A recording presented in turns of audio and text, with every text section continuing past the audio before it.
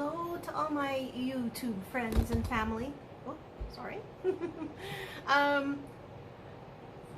I apologize for having not posted anything for a couple of months.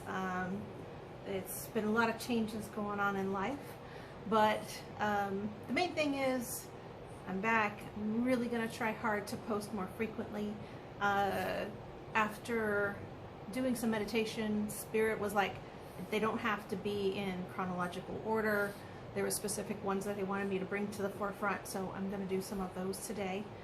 And I will do my best to explain them in as much detail as possible.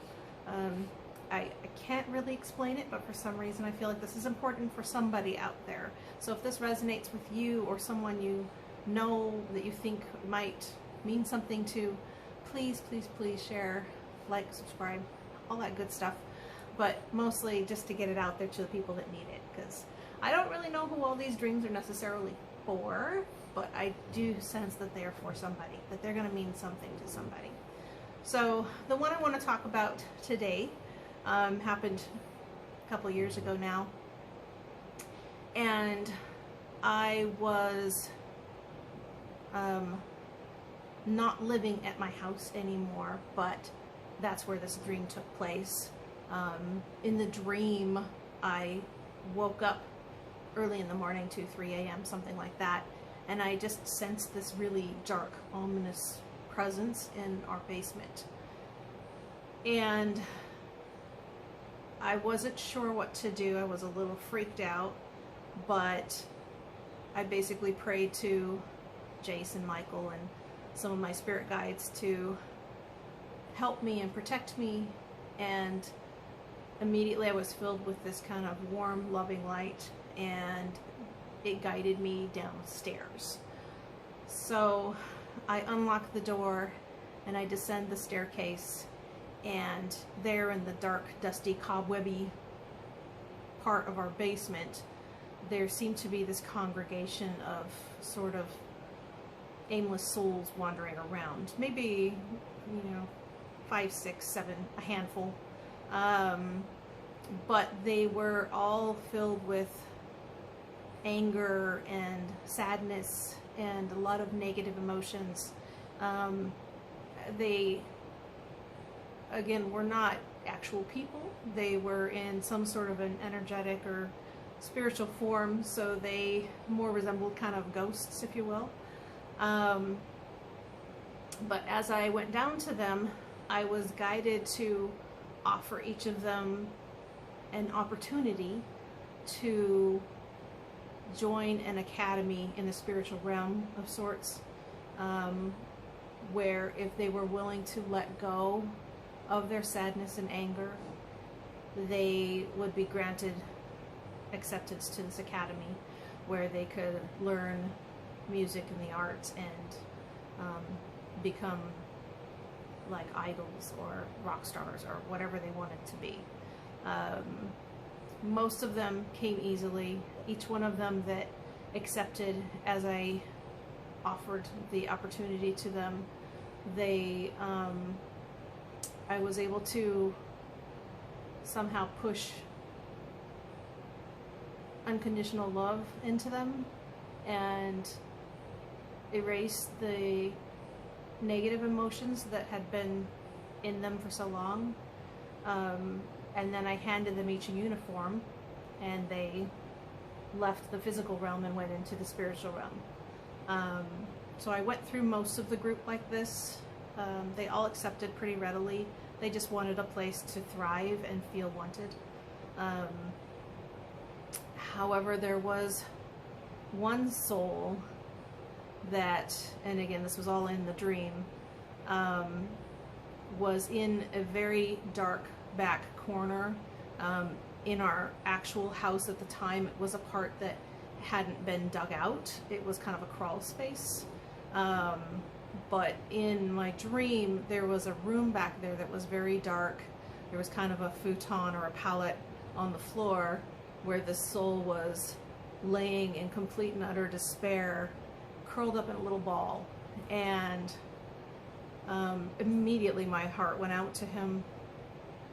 And as I walked over to talk to him, I morphed into his best friend from childhood that he'd been missing. And I got the sense that he passed actually pretty young. I walked over to the pallet and sat next to him and grabbed his hand with mine, just hoping to offer some comfort. And he sat up when he realized that I now looked like this friend that he'd been missing. And I asked him, I said, what would you have changed about your life? What did you really, really want? What would have brought you happiness that you didn't get? And he explained that he had been in love with me as his best friend, who was a young man. And at the time, that was frowned upon by society, family members, that sort of thing. And he knew that it was, you know, just couldn't happen, kind of a thing. And so I told him that it was okay for him to have those feelings. He was safe, and that he could feel any way he wanted, and that was totally fine. And that I respected and appreciated him being honest, and that if he was willing to take this chance, we could correct that. And I said, you know, what would your life have looked like if we had gotten together and that was safe and okay? And he explained that he wanted to, at the time,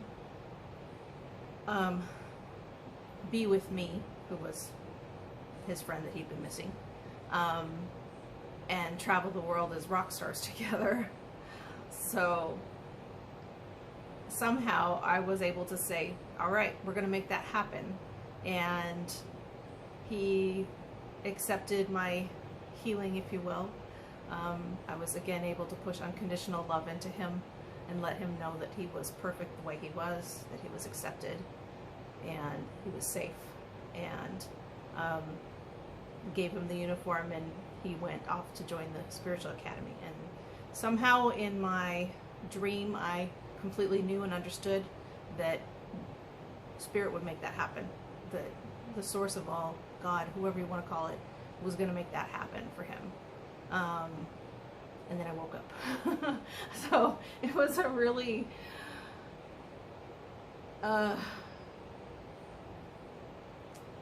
what's the best word? It really pulled at my heartstrings, I guess. It was a very emotional dream for me, and I felt really good when I woke up, even though it was kind of a drama start, I guess you could say. But it all worked out in the end, and in my dream that was perfect. That was exactly what was supposed to happen. So yeah, anyways, I won't ramble too much. But needless to say, my life is changing dramatically. I have recently quit my long-time job in healthcare, working, 10+ hour days for the last 20 to 30 years. I've just decided that healthcare's kind of broken, and that doesn't bring me joy anymore. I don't feel like I'm helping. I feel like I'm constantly trying to prove my worth. So I've quit that job, and I'm going to be doing these videos, and I'm also going to be practicing Reiki, either on my own or in a group setting, in a wellness center near me. But yeah, so things are good. Things are just changing a lot, and I'm excited to see where the universe takes me next. So I hope you all have a lovely, blessed day, and I just want to say, for my joy for today, I've got a few things I'm really thankful about and that really brought me a lot of joy. One is the health and safety and security of my beautiful, beautiful 21-year-old son. My life would not be the same without him. And Another thing that brought me joy is all of my good friends that I was lucky enough to spend the weekend with. And yeah, and indoor plumbing is always fabulous too. There's so many things. The list really goes on and on. Once you get in that gratitude mindset, there's so many things to be grateful for. Anyways, thank you so much for listening, and I hope to catch you next time.